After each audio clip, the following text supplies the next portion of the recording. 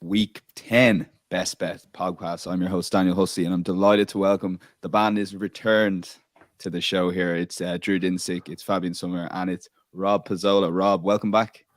Yeah, appreciate we were talking a little bit off air, and everyone wanted to know how vacation went. Everything was good. I'm come back though, like less refreshed than when I left, unfortunately. No refreshments while I was away, but I had a blast, and good to be back here, guys. Yeah, Drew was asking, he was checking in on you there, Drew, which is nice. You missed Rob last week. Yeah, it was nice catching up with the professor. Good to see that he's doing well. But yeah, of course, it's good to have Rob back. And it's in general. I think it's a sign. It's a good sign if you come back from vacation and you're like, man, that was a fun time. And yeah, I'm happy for you get to experience some of the beautiful weather we have here on the West Coast. And yes, Suma, look, it must be fever pitch in Munich. We're going to cover the game, so we might get this bit out of the way. But it's exciting times to have the NFL in Germany. Oh, yeah, absolutely. It's the first of 4 games over the next 4 years. And I'm pretty excited to watch what's happening around the stadium on Sunday, how many thousand people are going to be there, even those without tickets. Because I think in hindsight, they said that there were over 1 million ticket requests. So pretty crazy. And pretty excited. 80,000 capacity, which is incredible. And you were somewhere in the queue, what, 300,000? Did you tell me? Yeah, something like that. No shot of getting any tickets. No, didn't like your odds there. Look, before we get into the bets, let's talk a little bit about Week 9. And to be honest, it feels like there's so much going on in the NFL, so it's tough to kind of decide what to do here. Drew, you've kind of a few takes. You want to give your thoughts firstly on the Josh Allen injury for the Bills, which is why we're not covering their game this week. Yeah. I mean, in terms of macro, what happened in Week 9, nothing really moved the needle much except for that injury. The Bills lose that game and Allen comes out 100% healthy, then, it's just, it's kind of like deja vu all over again, where they dropped a head scratcher to the Jags last year. Sometimes teams come out flat. It's tough to get up for every game the entire season. And the Bills obviously have a target on their back, being the #1 power rated team in the NFL. So those things tend to happen. Now, a UCL injury for a guy like Allen means something to me. I mean, his singular skill that makes him so difficult to defend is that he can take the top off the defense at any given time because he's got an absolute cannon for an arm. If his ability, and honestly, like, we can be a little bit, I think we can be a little bit honest here. He's not as accurate with the deep ball as some of the other guys who can make that throw. And so now you add in a little bit of, it's got a UCL. It's maybe less willing to make that throw, maybe less, maybe his accuracy struggles a little bit. All of a sudden, a level of his game isn't quite there. That changes entirely how the Bills, their dynamic offense. And as you kind of look at the rest of that squad, no one besides Allen is performing up to the expectation that came into the season. No one. The offensive line was a letdown on Sunday. There's been absolutely zero growth in the running game, even though they've invested draft capital and they've attempted to trade for guys. They just cannot get anything going other than, everybody sort of stands around and expects Josh Allen to do things. It reminds me a little bit of NBA teams, which are super heliocentric around one star, where it's just like, well, it's, hey man, we're down.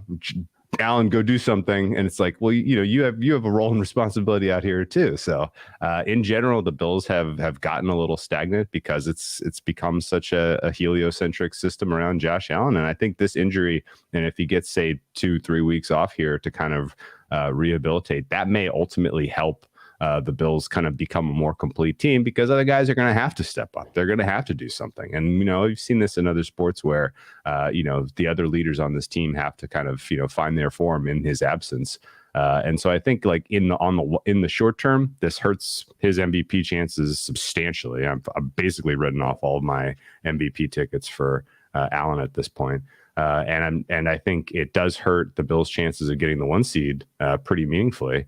But I think in the long arc, like, are you going to get a better performance for the rest of the team if, these guys have to step up in his absence? And I think there's a chance that happens. So this has me a slightly looking for buy low opportunities on the Bills if they drop some games as Allen recovers from this injury.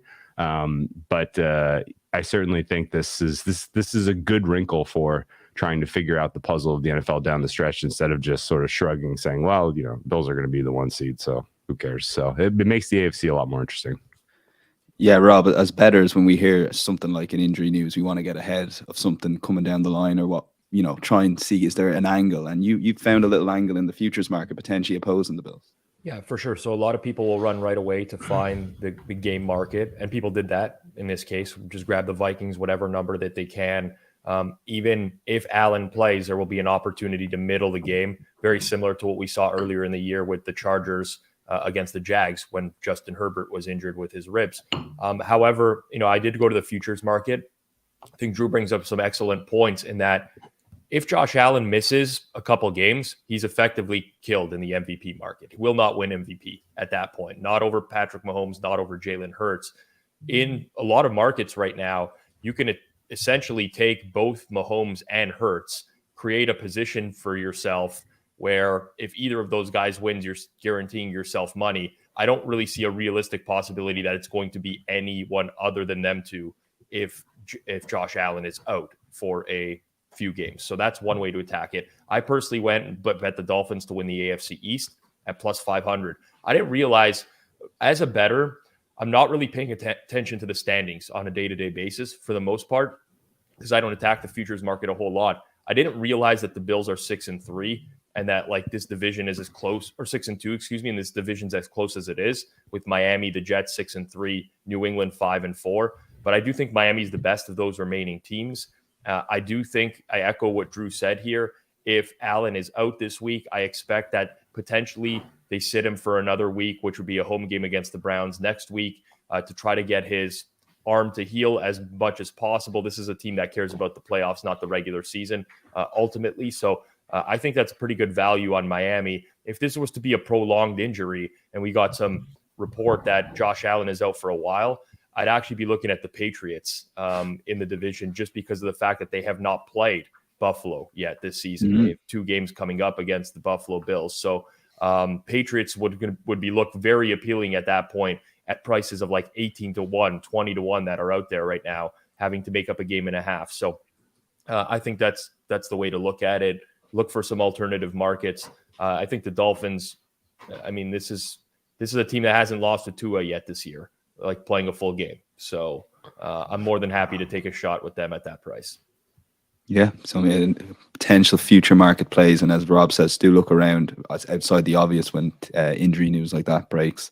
Suma, talk to me about the goals. It's been an eventful week, to say the least. I know Drew's best bet came in with the Patriots. A lot of people on social media were definitely pro Patriots, but the Colts were shocking. They've had a change, and talk to me a little bit about what's going on there. So, Rob and Drew have been following the NFL for longer than me, but I don't think we have ever seen something like this. Yeah. First of all, I don't think that in his 4.5 years that Frank Reich has ever been the problem or any problem for the Colts. I think that they had a lot of quarterback trouble, and he still got the best out of it and performed and outperformed at least my expectation over the long run. To fire him in season is questionable to begin with. It just seems like Jim Irsay is going ballistic, and I can't even frame what he's doing right now. But then to hire Jeff Saturday out of a ESPN TV contract, who has never coached any professional football team in his life. He has been, I think, 500 as a high school football coach. He has not been on an NFL practice field for years now, and now he's supposed to do whatever he can with a Colts team that looks absolutely helpless on offense. And also they gave the play calling duty to a 30-year-old who has also never called plays. So, if someone can tell me how to quantify or how to price Jeff Saturday in his first ever game as an NFL coach, who also said that I think he was asked in a presser that whether he would go for 4th downs, and he just straight up said no. he will just always take the points because he's an offensive lineman. I mean, I really want to watch that game just to see how that sideline is going to react and just what in-game decisions he's going to do on Sunday. Yeah, it seems unprecedented in all other sports, and it may be tough to price, but one of the guys has an angle in that game coming up in the any other bet section, so we will have a look at that. But yeah, if you're watching on the live stream, we are going earlier this week, so appreciate you guys coming in and getting up early in the morning. If you are listening from America, do get your comments in for the guys. We'll try to get to a few during the show. We're going to cover 4 marquee games, any other bets, and a best bet section as well. So we'll start with the Seahawks at the Bucks. The Munich game, we're going to start with Sommer here. We'll take a look at the betting as we currently have it at matchbook.com. You can back the Seahawks at 2.3, the Bucks at 1.71. The point spread gives Seahawks a 2.5 point start, and the total is 44.5. That's a tiny bit shaded towards the over at 1.94. Sommer, like, you know, if looking at this game, I find it hard to. I don't think anyone would be comfortable maybe backing the Bucks at this price, given how poor they've been on offense in particular recently. Was there a turning point there at all in Tom Brady's last drive, or people reading too much into that at all? This game is very interesting because from a market point of view, it has been straight up Bucks money so far this week. But when you listen to podcasts and media, there's a very interesting, I would say, 50-50 split about how to price these two teams right now. When you take away everything that we knew about the Bucks and about Tom Brady and just look at the in-season performances of both teams, and even if you adjust for strength of schedule, you will probably arrive at the point that the Seahawks are or have been at least slightly better than the Buccaneers, especially on offense. And when it comes to this game, it's probably a matter of how much do you still trust your priors. I mean, the Buccaneers on paper, they have probably the better offense and the better defense, just from a personal point of view, but they have not been playing up to that expectations. Sure, they were also dealing with some injuries, especially on their secondary. They are getting healthier right now. Shaq Barrett is out. Julio Jones has always been this up and down guy with his injuries this season. Russell Gage has been dealing with injuries. The offensive line is not playing well. I really think that overall, performance-wise, the Seahawks have been better. But when it comes to this matchup, it depends on how much do you still trust the Buccaneers to turn some things around. I think the travel spot is kind of tricky for the Seahawks. They have been flying last night. They should land about right now in Munich. And they will be playing a game after traveling to Arizona, back to Seattle, then to Munich, and they will play a 6:30 a.m. body clock game. So it's not the greatest travel spot for the Seahawks. The Bucs are a little bit more fortunate there. I think flying in right now when it's their morning at body clock time makes a lot of sense. Maybe they did some stuff in terms of traveling analytics, what the Rams have been doing in years past. I don't know. But overall, the travel spot favors the Buccaneers a little bit.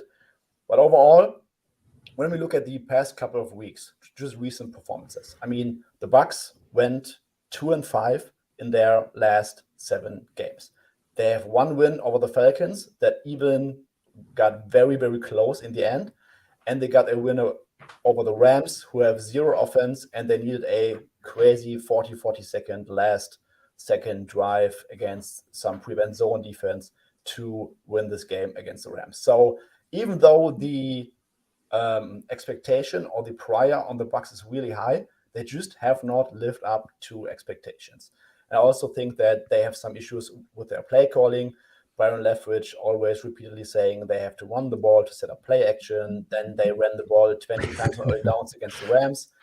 Not a single one went for a first down against the Rams. Not a single one. In the first half, they had 13 early down runs, 1 play action call. I mean, I don't even know what they're doing there. If you could guarantee me that the Bucs will call 70% early down passes against that Seahawks defense, I would probably have a higher expectation for the Buccaneers.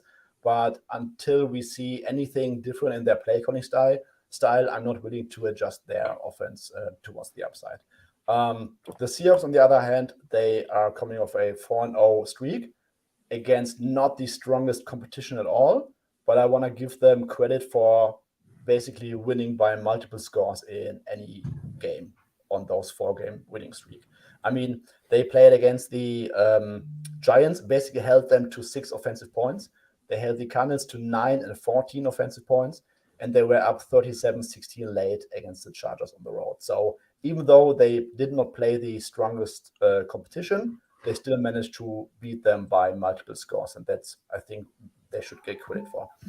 Now this game, I mean, even though the Bucs are the better team on paper and we are still somehow catering a little bit to our priors, I'm still struggling to get towards the 3 here when it's a game on a neutral field, because I just think that we also have to credit the Seahawks for playing exceptionally well on both sides of the ball this season. So I have a small lean towards the Seahawks, preferably at a +3. Would also slightly lean towards money line for the Seahawks here, but at this point where the current market is, I could not play the Buccaneers. Yeah, Drew, I guess it comes down to that, like, form versus names on paper, and it's just so hard to make a case for the Bucs, and you played the money line on the Seahawks already this week. Yeah, I mean, I don't remember another NFL season like this. I'm typically a player who's looking for the ups and downs, the swings week to week, and it's been every week the market is not correct on the Seahawks, bet the Seahawks. And I feel like we're going to get to the point where we're, recapping the NFC Championship game and the Seahawks are lifting the trophy and people are like, man, the Seahawks might be good. And it's like, this is how much more signal do you need? Like, look at what these guys are doing. Like, all of the young players, not only did they hit on their draft picks, these guys are getting better every week. Like, this is wild to see this play out. And, to the point of sort of bizarro NFL season, Tom Brady's playing for a team that is running minus EV offense. And, can't get out, hurting themselves, can't get out of their own way. And Pete Carroll has a team that is doing cutting edge stuff that is tearing the league apart. Like, what's happening here? Like, this is shattering a lot of priors I had about these guys. And, if this were on a neutral field in the middle of the US and you didn't have sort of the added 3 time zones that the Seahawks are having to adjust to, this is clearly and obviously Seahawks are a better team in my mind. That may ultimately level things a little bit if the Seahawks come out a little bit foggy. As someone who knows how hard it is to get up at 5:30 in the morning West Coast time and bring your A game, it's tough. We're getting comments. We're getting comments here saying, "How is Drew up in the morning?" Just tell everyone what time it's tough. But it's early here. Usually Suma's in the dark and I'm in the sun, and we're flipping it today. No, it's the travel distance is virtually the same. So it's not like the Seahawks have had to fly halfway around the world, and this is this is a huge difference there. But the extra 3 hours of time zone is non-trivial. That said, it's not like going from Tampa to Munich isn't a very difficult body clock adjustment. Also, like the extra 3 hours is something, but it's still going to be tough for the Tampa Bay Buccaneers. So with that in mind, that kind of gave me the confidence to sort of stick to my numbers here. I make Seahawks 2.5 points better on a neutral. I have the Bucs now, but worse than an average team in the NFL. And the injury situation for the Seahawks continues to improve. We may get Darrell Taylor back this week, who actually matters in this matchup because the interior of the offensive line of the Buccaneers is showing no growth, no improvement. Brady is just an absolute sitting duck in obvious pass situations. The Buccaneers red zone offense, it is horrifically poor. Like one of the toughest things to watch in sport is Tom Brady inside the 20 right now. I really just I don't see that being fixed on a short travel weekend. And then even on top of all of this, Brady's got about the world's most aggressive set of distractions going on right now between his personal life and his financial situation. So I mean, this is the Seahawks season. they continue to compile wins and continue to put pressure on the rest of the NFC West. I love to see it, and I really don't think. I don't know how many more chances we're going to get, because eventually people will just acknowledge the reality that this is a very, very good offense, that Geno Smith is performing at a above average NFL quarterback level. And that's who he is now, because, really he has perfect synergy with what Shane Waldron wants to do in terms of offensive concepts. So match made in heaven between those two. And as long as as long as they're staying healthy, this Seahawks team is, they should be considered one among the better in the NFC. So Rob, I'll ask you a tough question. Like, why? Like, in going off what Drew said, and it's not just Drew, it's most people watching the NFL know how well the Seahawks are playing, know how poorly the Bucs are playing. Just a general concept. Why are the Bucs favorites here? Well, definitely someone with market influence likes Tampa Bay, but this has been the theme for the entirety of the year. Like, the Bucs are now 2-6-1 against the spread this season. That's the worst mark in the entire league. They are consistently overvalued on a weekly basis. And I think there's always this expectation that, well, they have Tom Brady, they're going to figure it out sometime. This is going to be the week. It never happens. Last week against the Rams are horrible. The Bucs never came remotely close to covering that game at any point in the game. They were bet up from 2.5 to 3. They had no chance to cover 3 at any point in that game. If you're a Bucs backer, you're happy you got the push. You're like, I'll take that one. Like, never again type of situation. They're horrible. Yeah. And Suma made a great point. Tampa Bay is going to have the same game plan as always. Same coaches. They're not going to change. You have Byron Leftwich committed to the run. Todd Bowles, a coach who heavily believes in the run. They're going to run heavily on first down. Seattle has the 5th best run defense in the league in terms of success rate. On top of that, you still have Shaq Barrett on IR for the Bucs, which is a huge loss for a defense that just doesn't generate a ton of pressure. Antoine Winfield, at the time that we're doing this, is still in protocol. It's been 10 days now for him as well. Big loss on defense. And the one criticism I hear of Seattle over and over, they've played nobody. And that's fair. They've played the 4th easiest set of opposing offenses in terms of success rate, 9th, or in terms of EPA per play, 9th easiest opposing defenses. So bottom 10 schedule, essentially. Look at Tampa Bay's schedule. Tampa's had the 7th easiest schedule of opposing offenses, 8th easiest schedule of opposing defenses. They got spanked by the Panthers. They lost to the Steelers without their entire secondary. They're barely eking by the Rams. Like, I don't understand it. I really don't. Happy to get this number with Seattle personally. I'm like in Drew's boat right now. Seattle undervalued. Consistently, people fade them in market for some reason. Arizona closed -2.5 at home to Seattle last week. Tampa Bay consistently overvalued in market. Now you put these teams together, and sure, I'll keep betting Seattle as an underdog here. Yeah, so glad we are all on Team Seahawks here. But to piggyback on a strength of schedule comment, I almost feel like that's an arc. We need to just kind of put that aside, maybe forever, but certainly for this season, because if you haven't played the Bills or the Chiefs, then your strength of schedule is about the same as everybody else's, because there's only two. There have only been 2 good teams to this point in the season, and if you haven't gone up against head to head with those guys, then you haven't played anybody. And I think maybe once we get to the end of the season and Dallas is fully healthy, maybe they're kind of in that conversation. Yeah, maybe the Eagles are actually as good as their record says. That's possible, but I think realistically, like, the idea of kind of adjusting for strength of opponent and really trying to capture any value because a team, quote unquote, hasn't played anybody, I don't think that really applies this season so far. I also think that the matchup, like the final scores matter, right? You mentioned it, either you or Suma mentioned the fact that they've won 4 straight games by double digits. It's not like they're just eking by these measly opponents. They're winning by margin. It's very, very difficult to win 4 straight games by double digits in the NFL. The Seahawks have done that. So especially for Pete Carroll. Exactly. Historically, a coach who would sit on a lead as well. So completely agree. Maybe we're wrong. Maybe the travel is worth more than something here, but I'm very happy to have this price on Seattle this week. Yeah. Well, looking at the markets, when I first looked at them, it was my thoughts exactly, and I'm delighted the lads have elaborated on that. We'll lock in Seahawks money line because Drew's played it at 2.3, but really looking forward to the game as well, as Suma touched on. It's going to be a great occasion. We'll move on to the Chargers at the 49ers Sunday Night Football and take a look at the betting as we have it on matchbook.com. You can back the Chargers at 3.6, 49ers at 1.35. The Chargers are getting a 7-point head start at 1.94, and the total is 45.5, slightly shaded towards the under.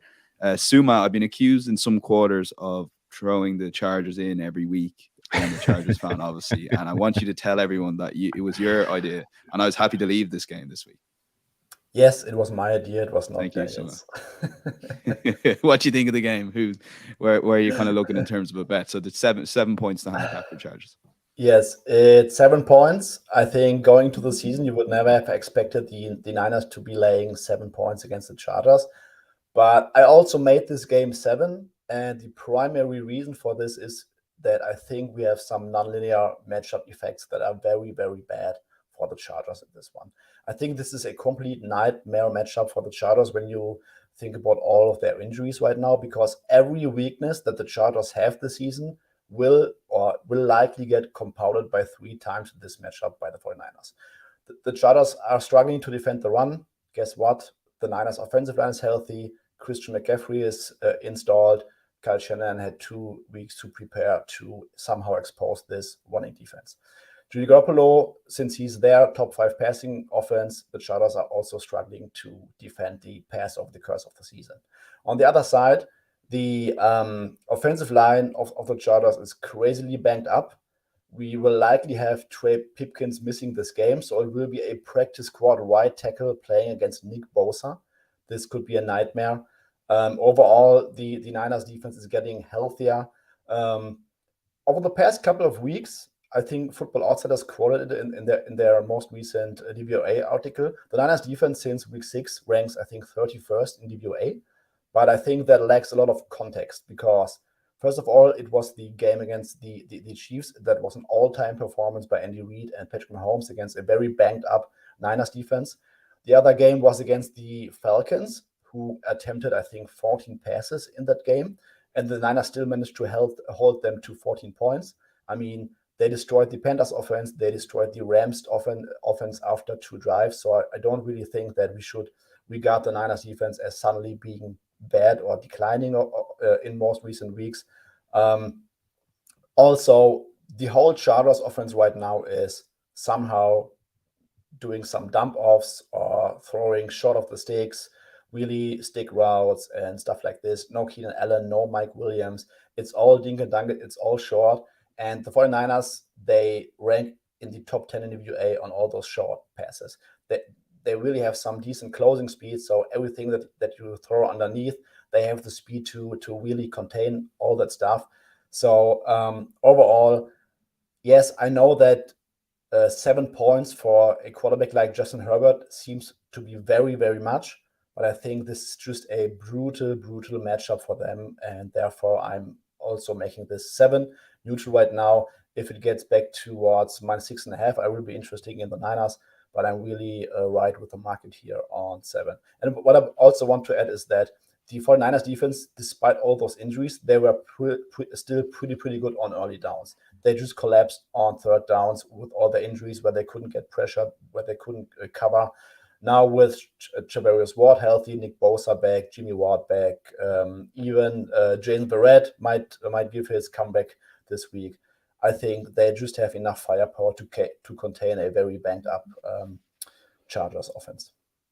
Yeah, Suma touched on it, Drew. I was watching a game with a mate of mine who was not that into the NFL, but he was on the Chargers, so he had a vested interest. And I missed the first bit of it, so he's like, "How's it going?" He goes, "Justin Herbert's playing well, but he's no options." And I said, "You don't realize how right you are." And when Suma touches on the matchups as well, there's definitely a bit of doubt in taking the Chargers +7 here. Yeah, and this is a wild one too, because you go back to preseason. Neither of these teams has really met their expectations so far this year. So, Niners sitting here at 4-4. They've been fine. Haven't been healthy. Chargers at 5-3. Haven't been healthy. We expected this game in the preseason to be a pick'em, and now the Niners are laying 7. That is a massive adjustment, and normally something that I would eat, dog, don't even think about it. Just take the points. This is clear overreaction to, something. The more you dig into the matchup, though, the less you like about the Chargers in this particular game. And it's not even really, the options is a huge aspect of it. But just in general, the Chargers offensive scheme so far this season has been atrocious. Joe Lombardi, probably the worst offensive coordinator in the NFL so far this season. And the fact that he's on this analytically minded team and that they aren't able to self-evaluate and tell that, be able to tell in-house that what he's doing is minus EV is concerning about how they're overall using presumably they have all this data and information and forward thinking, and that they can't see that the problem is in the house is kind of concerning. Herbert, even with limited set of wide receivers, should have been able to utterly carve the Falcons last week. The Falcons had, cluster injury at cornerback and guys that did not deserve to be on the field out there running around. And Michael Bandy, he was getting open. Like, he had space on lots of different plays, and they weren't even really trying to do anything creative until their back was against the wall. They get a lucky win thanks to the fumble flukiness in that game. If the Falcons punch in a touchdown in the third quarter instead of Khalil Mack making a grown man play, forcing the fumble, then Chargers lose that game. It's in large part because the defense is, they invested very heavily in the pass defense and did virtually nothing to shore up the worst run defense in the NFL from last year. They just assumed, running defense doesn't matter. Pass defense is important. And without realizing that you at least need some sort of, you need to be above the Mendoza line, and they are not.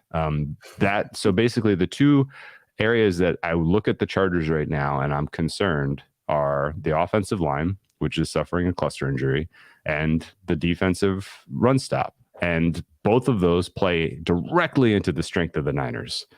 The Niners pass rushers going up against this offensive line is going to be a problem. And the Niners rushing attack going against this run defense is going to be a problem. So I get why there's a surcharge here on the Niners, but 7 points is too many to lay. So I ultimately passed on this game. I think and it's been a very wild relationship between me and Brandon Staley now, going on a year, because this time last year I would have been like, man, this guy's the future of NFL coaching. Like, he's doing everything right. I love all of his concepts. I love what he's doing analytically. Right now I'm like, get him out of there. Get the offensive coordinator out of there. Bring in somebody that can actually work with Herbert and develop him into, his potential, because right now we need somebody else to enter this conversation with Mahomes and Allen as among the best in the league. And he has the talent to do it, but he needs the support from coach and concepts. So, hopefully the Niners win and blow them out. I got a little Niners future in pocket to win the NFC, because I think Jimmy G is the only quarterback in the mix right now for the playoffs who has experience, and that matters to me. So Niners getting a win and kind of keeping themselves in line for one of the premier wildcard spots is sort of the only rooting interest I'm going to have in this game. Yeah, broken down very well there, Drew. Rob, you're a little lean to the Chargers, but I guess you shared those concerns regarding the run defense and the passing options that Herbert will have. I share all the same concerns that these guys have mentioned so far. I will say that the Chargers defense is a little bit better on a down-to-down basis.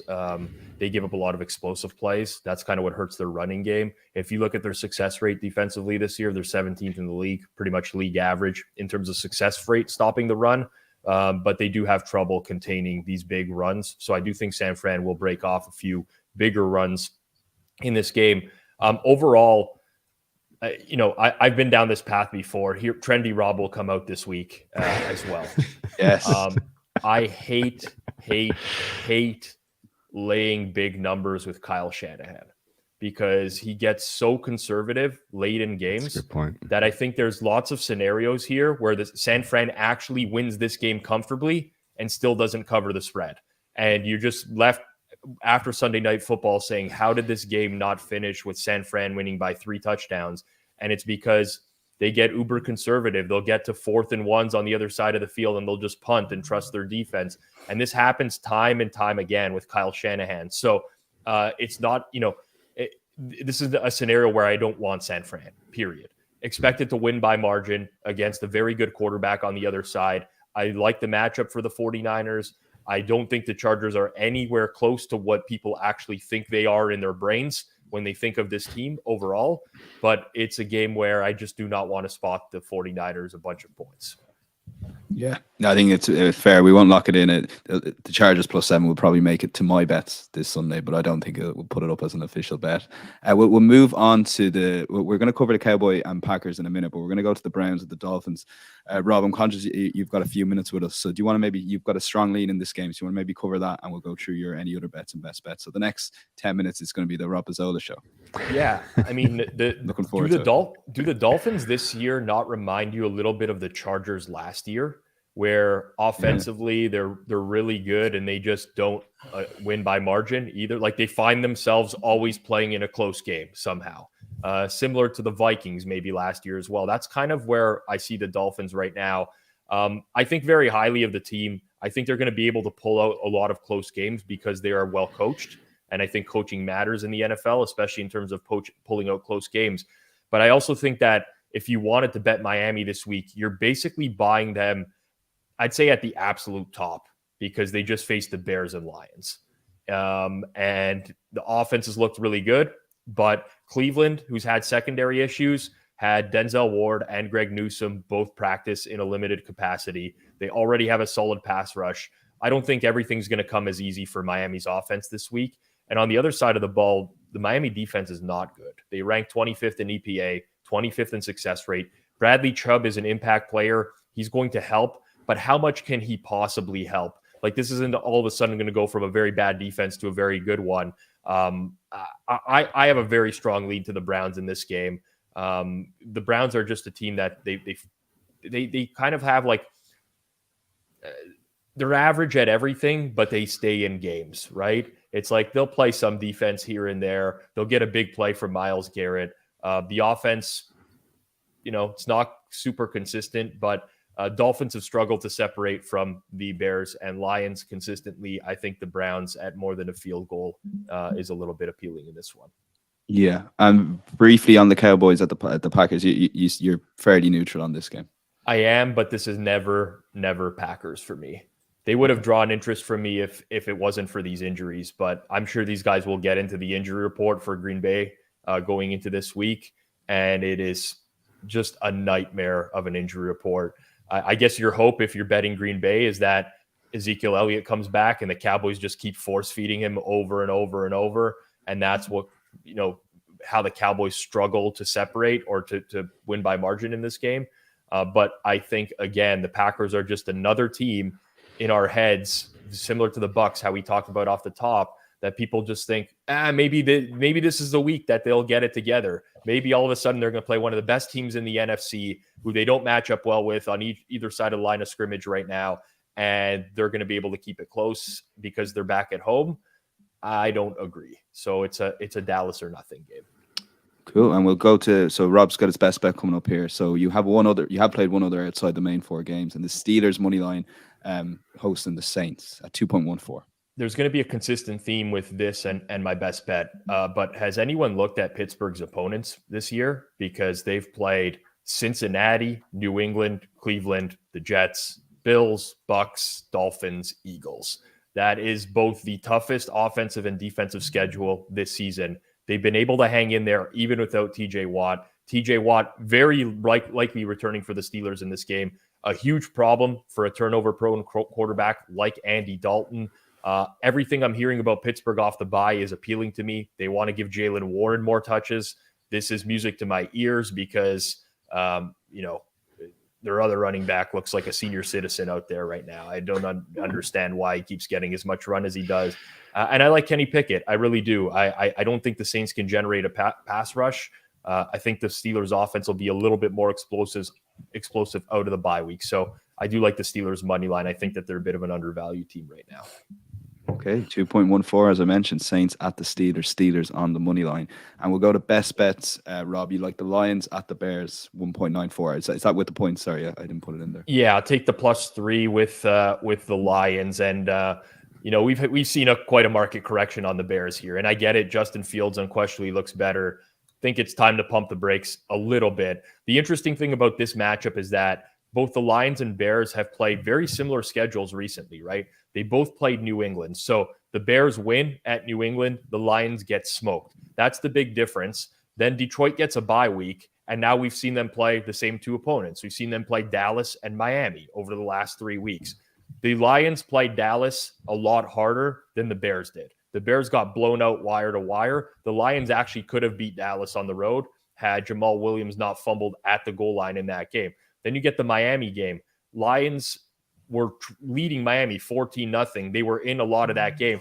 The Bears matched a lot of scores, but they trailed the Dolphins for the entirety of that game. They were down 10 for a lot of that entire game. Chicago defense has gotten worse without Roquan Smith, without Robert Quinn. And I mentioned Pittsburgh having faced that schedule. Detroit has faced the absolute gauntlet of opponents. They've played the Eagles, Vikings, Seahawks, Patriots, Cowboys, Dolphins.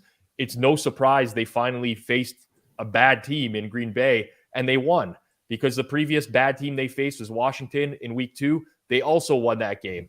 And you can talk to me about Jared Goff and cold weather.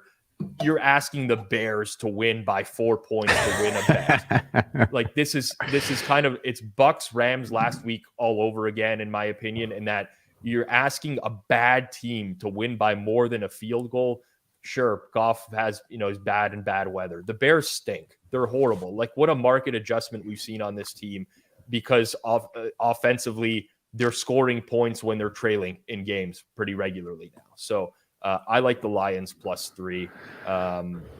This is, look at how the Lions were priced even in Dallas a couple weeks ago, where they closed as like 7.5 point dogs. The Bears the following week closed 10.5. And now all of a sudden we're going to say that there's this big a gap between these two teams and the Bears are better than the Lions. I don't agree. I'll take Detroit plus the points. Lions +3 at the Bears 1.91. Rob, thanks a million. We appreciate it.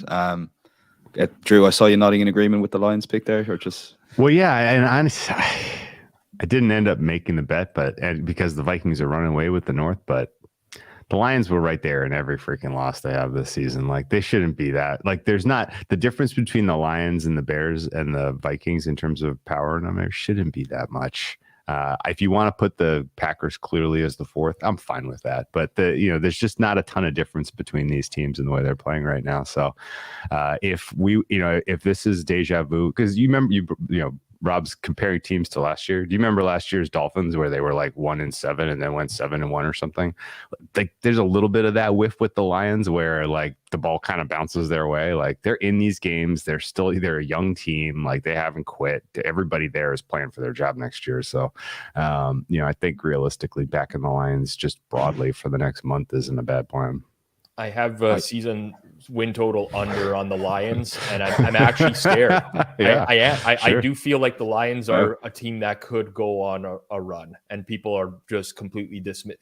How we've gone from that team to where at the beginning of the year is like, they're in it. After 2 weeks, everyone's restore the roar, and now they've played all these great teams in a row, quite literally. Just a bunch of good teams in a row. It's like, the Lions are done. It's like, no, the Lions are kind of who we thought they were. They're not abysmal. They're not ready to beat good teams, but they get a huge step down in class this week. But appreciate it, guys. I'll be watching the rest of the show on repeat to see what you guys like and whether or not you agree. Okay.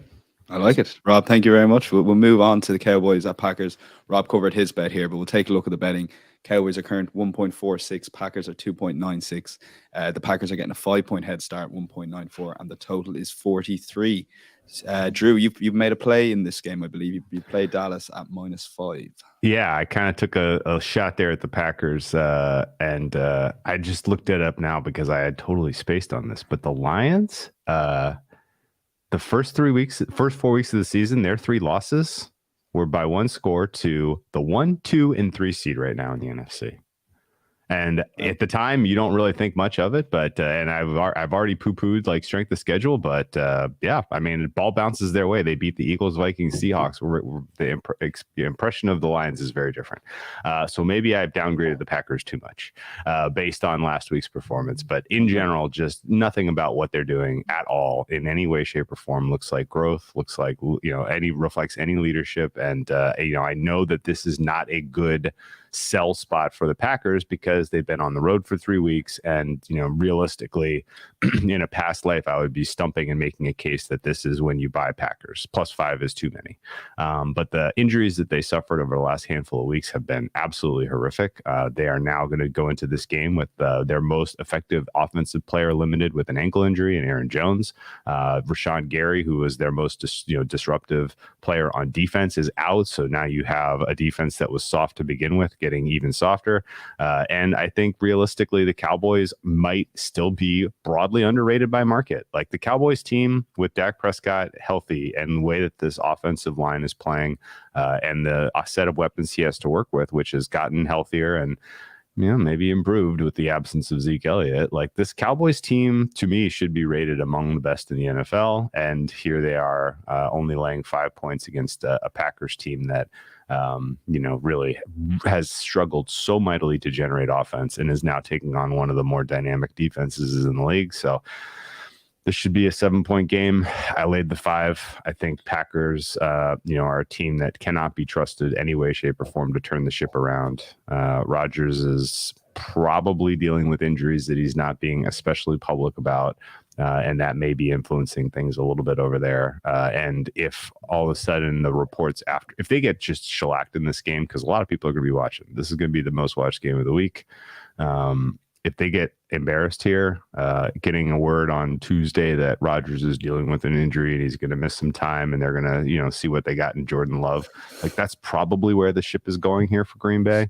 And I feel bad for Jordan Love because he's going to have to pick up the pieces of this mess and figure it out with, virtually no help in the offensive side of the ball. So a mess going on in Green Bay. I think Dallas is going to ascend into the discussions of is this the best team in the NFC over the next handful of weeks? And I'm going to enjoy that ride.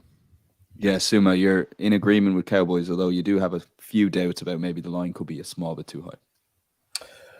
I think anything under 6 would be Cowboys or pass for me. I think my personal sentiment is that I would not be surprised if we saw a little bit more Packers money later in the week, because this is the first time in the Aaron Rodgers era that the Packers are a 5-point underdog at home at Lambeau Field.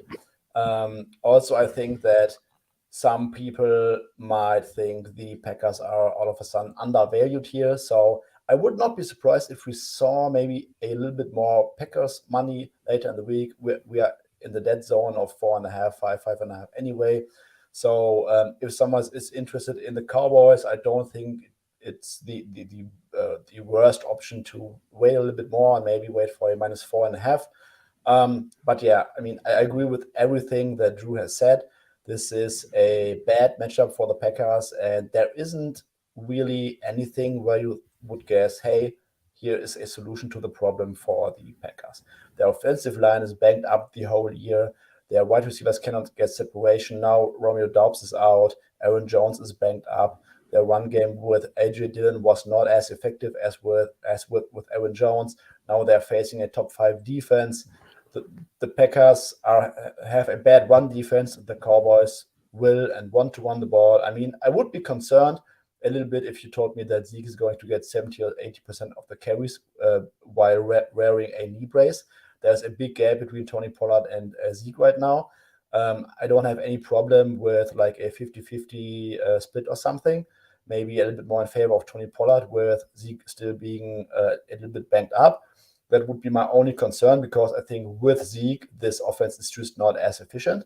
That would probably be one path to success for the Packers when the Cowboys cannot run the ball effectively, get a few 3-and-outs, and then they invite the Packers into the game.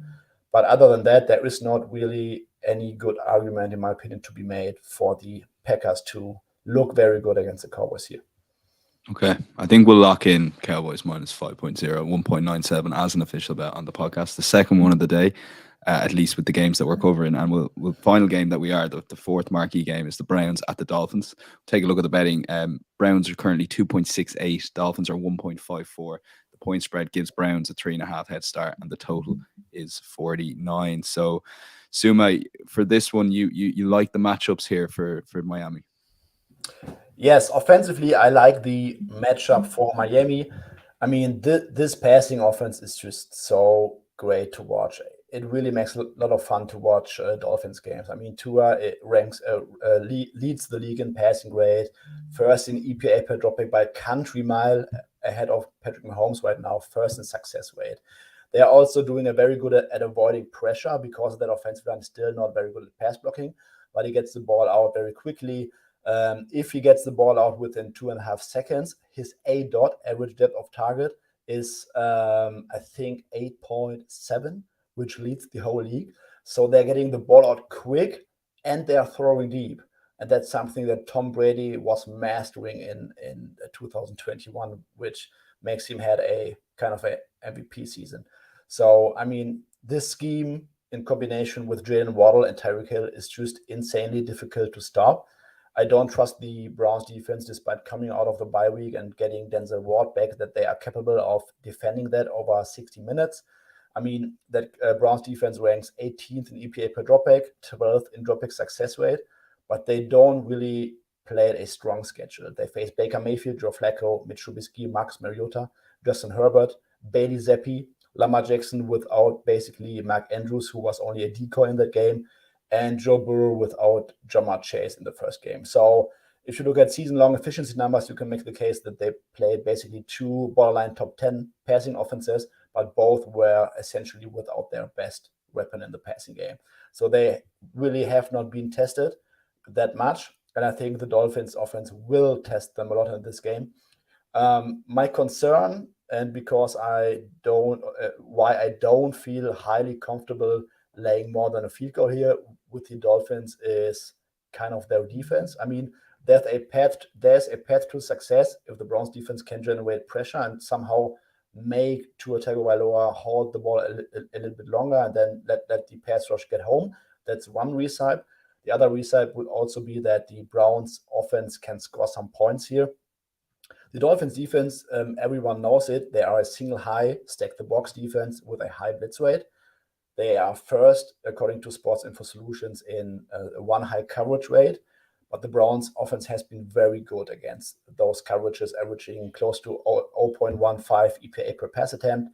The Dolphins' fourth highest blitz rate, Jacoby Brissett, has an above average PFF passing grade against the blitz so far, and he's kind of neutral in terms of EPA per play. So the style of defense that the Dolphins are playing is not really something that could exploit too many weaknesses on the Browns side. That's why I think also Miami is good against the run, but this Browns offense with their offensive line, they seem to almost always find ways to win on the ground and get a few explosive runs on the ground going, play action stuff. It will hurt that David Njoku will be out this game, but I think with the way that the Miami passing defense is playing right now, I'm not really that confident that they can cover by margin. There's also been smart money on the Browns this week.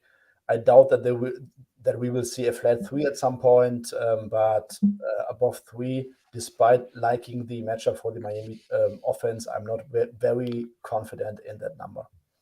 Yeah, so lean to Dolphins if they got to a 3, but the 3.5 is probably a bit too much. Rob was a lean on the Browns, so maybe kind of 50-50 on that game. If you look at the total, perhaps, Drew, there's a way in there. Yeah, this is a weird one. I didn't expect to land here, but I ended up playing an under 49. And it's based on two kind of general thoughts here. One is where the Dolphins are awesome. Everything Suma said about their passing game in particular, and just in general, their offensive philosophy is one of the cooler stories of the NFL in 2022. Probably the best, actually. Now I think about it, like I love that we have this, this chip in play now, but they're smart. And if they look at the Browns defense tends to tack two, hey, we'll give you the run if you want it. And so the idea that they kind of come in with that as plan A, we're going to attack on the ground and maybe shorten this game and or just in general take a little bit of the air out of the game wouldn't surprise me. That's the other kind of key points then are, well, the Browns are getting healthier, particularly on the defensive side of the ball. Their performance against the Bengals 2 weeks ago was just on another level from what we saw from that team in weeks 2 through 5. And I think they could potentially be a decent matchup against, a Dolphins team at full strength. And I think this sets up well then for the game to be decided based on the Browns' red zone efficiency, which has been horrible this season.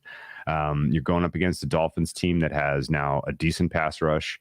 You're getting Xavier Howard back in the mix, who matters. And I think just in general, 2 healthier defenses, maybe a little bit more emphasis on the running game and the potential for some red zone futility, particularly on the side of Cleveland. All that kind of stirred together, came up with a number that was closer to 47 for this one. So I played an under 49. Not my favorite total of the week by any stretch of the imagination, but a little bit too high with all of sort of the factors in play here that may kind of slow this game down. The one other thought is, that Suma mentioned, the Dolphins have been extremely good at keeping Tua upright and avoiding the big hit and the key kind of chaotic sack. Well, this is now a very tough test for them. The full strength D line for the Browns in obvious passing situations is a tough handle, and the offensive line for the Dolphins is one of the worst in the NFL. So this could get out of hand a little bit here. If the Browns can generate a lead, which I also think lends to one particular game state. If this is the Browns show up and perform, they could potentially put this game away and keep it well into the total. So, that's generally what I'm looking for here. Coming into a game with, McDaniel versus the outstanding coaching we've had now for years in Cleveland doesn't feel great to be on an under, but 49 was a little too rich for my blood. Okay, I'm happy to lock it in based on Suma and Rob going against each other there a little bit. So we'll lock that in as official bet under 49.0, considering you played it during the week. So we there's a bet recap here at the moment. So we're playing that under. We like the Seahawks on the money line too, and the Cowboys at minus 5.0 at 1.97 insights.matchbook.com. There'll be a full bet recap, and particularly today there's gonna be a lot of bets, and there has been a lot of bets. So if you need to catch up on the pod and you only caught a bit of it, if you've listened to it all, and come 5 o'clock on Sunday you need a reminder, Matchbook Insights search, and you'll find all the NFL tips there from the guys. Suma, you are in agreement with Rob's pick on the Lions. Anything to add on what he said? Lions +3 at the Bears is currently at 1.91. Yes, I took some Detroit +3. Personally, I would not lay too much juice on the Lions here. I'm happy that this one got to 3 from the 2.5 earlier in the week. It's just hard for me to get to the Bears suddenly laying 3 here. Yes, I've praised Justin Fields this week. Yes, their offense looks much better. Yes, more explosive, more decisive, everything. But also, we cannot deny the fact that the Bears have basically orchestrated all their offense on 3rd down over the past couple of weeks. When you look at their early down numbers, there isn't much big of a gap to their early season performance. It was just all Justin Fields making some things happen on late downs. And I don't know how sustainable this is. I'm looking at runningbacksdon'tmatter.com right now. Over the past 3 weeks, the Bears have recovered 4 or 5 fumbles. They ranked first in the league in 17.3% third down conversions over expectation, and they were averaging 0.45 EPA per play on 3rd down. Those are really, really crazy numbers, and it's very, very difficult to sustain that. And unless they significantly raise their game on early downs, I'm not buying into them as much. I have upgraded them over last week for sure, but still very hard for me to get to laying -3 against a Lions team that played, as Rob has said, one of the strongest schedules in the league. They've been in many games. Amon-Ra St. Brown, it turned out that his, I think it was an ankle sprain that was pretty severe. And according to all the Twitter doctors out there, he's almost close back towards 100%. So right this week, we should see a bump in terms of efficiency and production for Amon-Ra St. Brown. The Bears defense is still bottom of the barrel. They can't stop anybody. I think the Lions also have a very good rushing matchup. They should get something going through the air, and this might end up as some kind of a coin flip game. And in this case, I cannot lay 3 with the Bears, and I took some Lions +3 here. Yeah, no, I'm sold on the Lions, I have to say. +3 at the Bears is currently 1.91. Drew, you mentioned that the total in the Dolphins game isn't your favorite of the week. Is this the potential Jags at Chiefs over 50.0 at 1.94? Yeah, love this matchup for both offenses. Mostly the Chiefs, though. Which I was going to say, yeah. I think Chiefs getting into the 30s here is my expectation. Jags coming back with some scoring answer is realistic. Like what the Chiefs are doing right now, scheme-wise, offensively. They came up against a very, very good Titans team last week, which slowed them down. Titans defense last week, which slowed them down. But the Jags, on the other hand, some of the gaffes that these guys are making in the Raiders game were just eye-poppingly stupid. And I think Chiefs are going to be able to prey on that. So this kind of 31-21, 31-24, 35-28. These are the modal scores that I'm getting when I try to run, predict this game outcome. Not expecting any red zone futility here. I like both teams' red zone schemes against the opposing defenses. So I made this total 51.5. I played over 50.5. I think any kind of, I like over 50 at 1.94 even better. I would expect that this is one of those that you'll be entertained watching and may not even really come close. Yeah, I like it. Yeah, no, it's 50.0 currently on matchbook.com. Whether that stays for long, who knows? But that's the number currently, 1.94.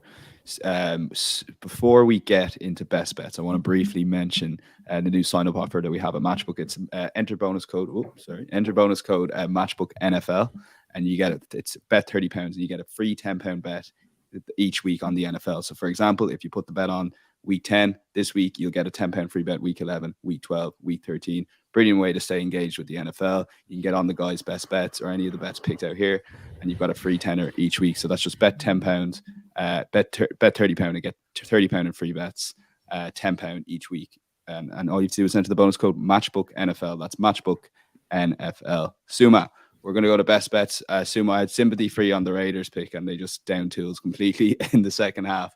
But who are you liking this week?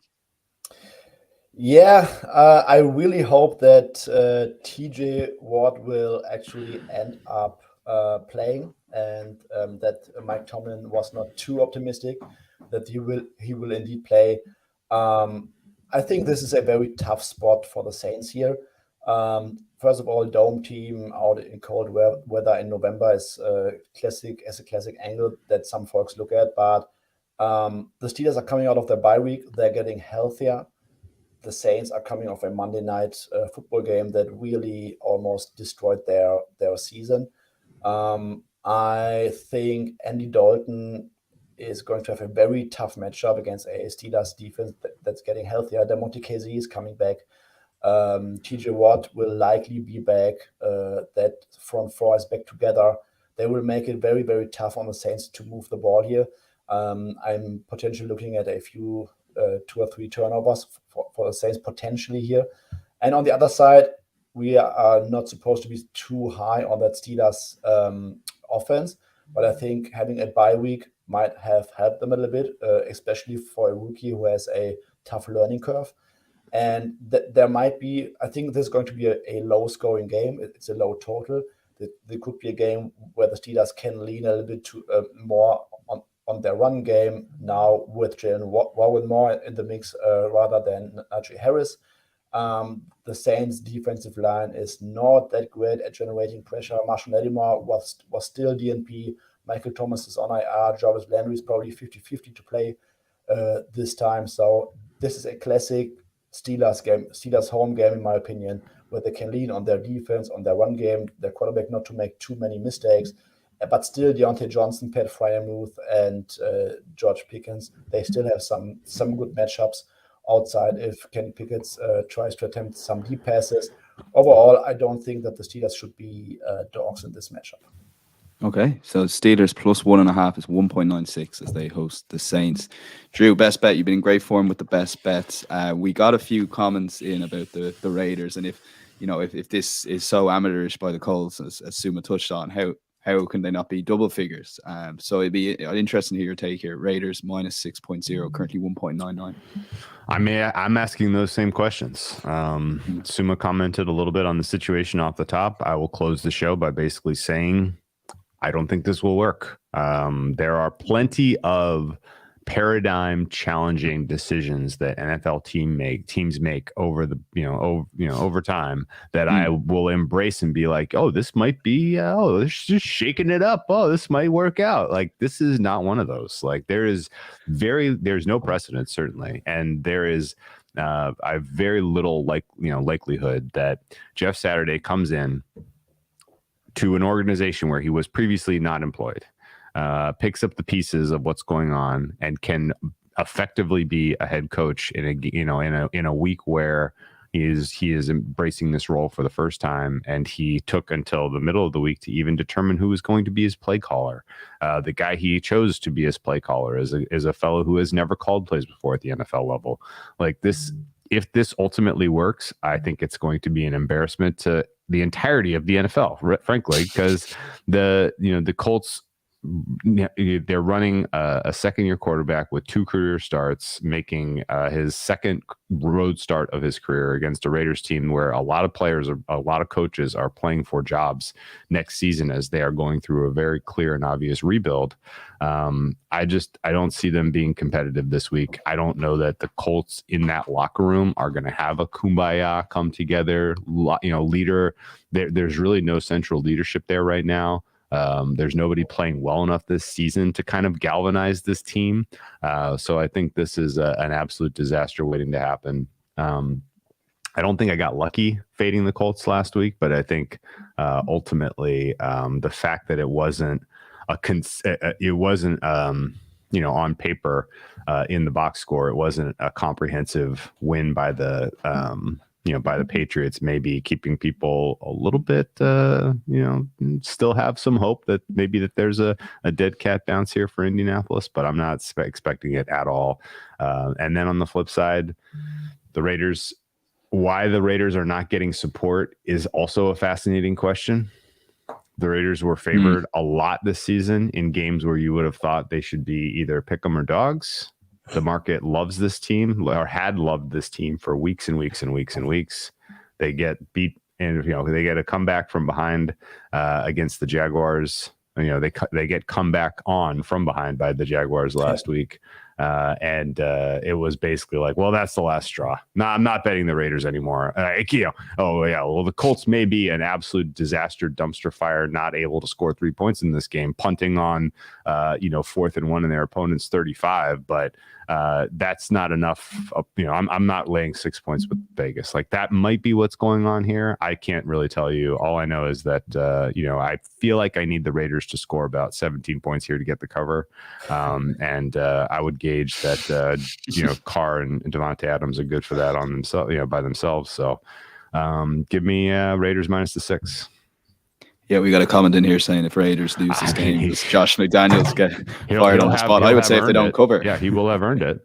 Yeah, and I mean, that the Josh McDaniels and the Raiders, Josh McDaniels, the pressure is going to be on him to perform in this spot because he is sort of the prototype of a guy who, kind of put in his time at the assistant level for a long time, has bided his time before ultimately taking this gig. And, this is his second head coaching stint.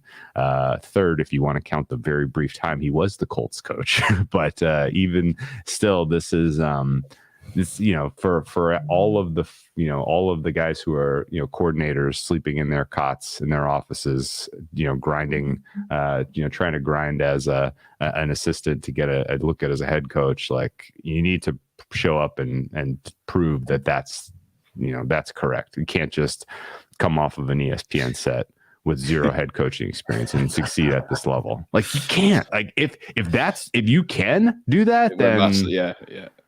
Yeah. And, and if you want to know one other nugget, why would I have confidence in believing that that's not possible? It's because Jim Irsay does believe that it's possible. On that note, we'll let it go. I'm really looking forward to that game. But yeah, so that's the calls with the Raiders. We're done. My thanks to Rob, my thanks to Sumo, my thanks to Drew. We'll be back next week. It'll be the usual time then for week 11. But for now, enjoy the weekend's action. Matchbook insights if you need a recap of anything. But until then, enjoy the football and we'll chat to you next week. Bye-bye.